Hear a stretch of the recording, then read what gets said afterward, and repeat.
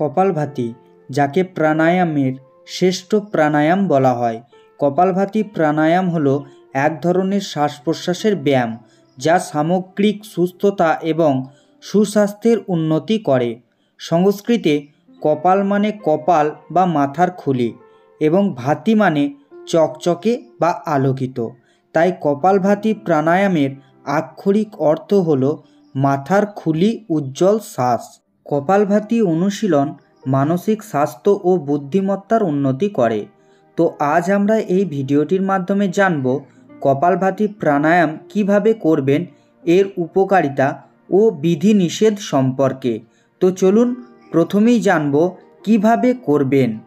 প্রথমে একটি নিরিবিলি স্থানে পদ্মাসন অবস্থায় বসুন।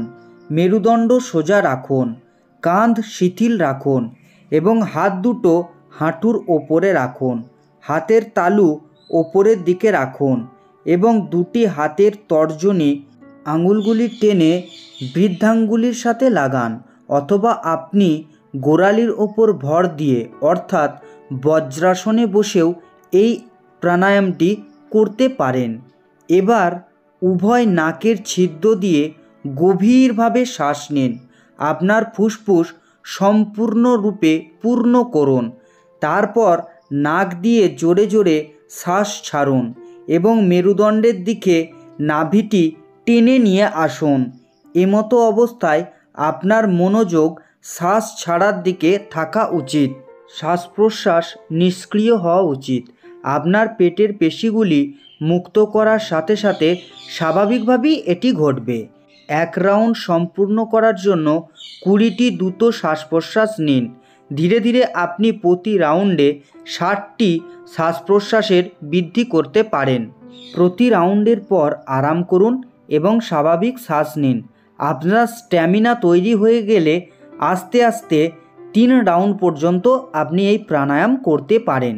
এবার আমরা জানব আপনি যদি নিয়মিত 2 মিনিট এই ব্যায়ামটি বা প্রাণায়ামটি করেন তাহলে কি উপকার পাবেন।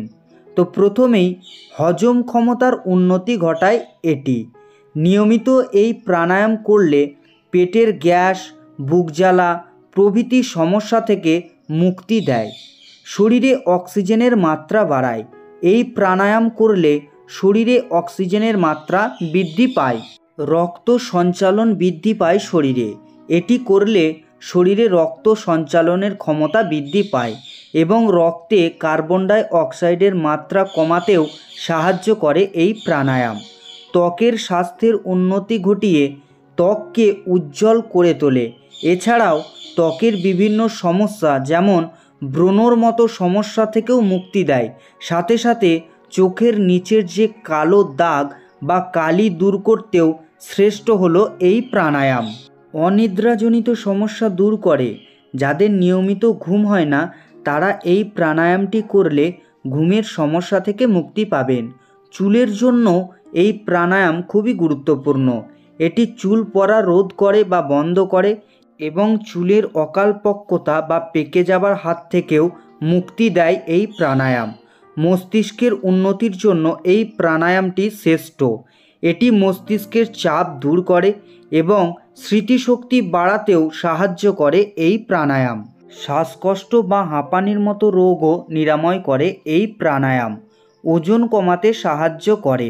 এই প্রাণায়ামটি করলে শরীরের বিপাকীয় হার উন্নত হয়, যার ফলে ওজন কমতে থাকে।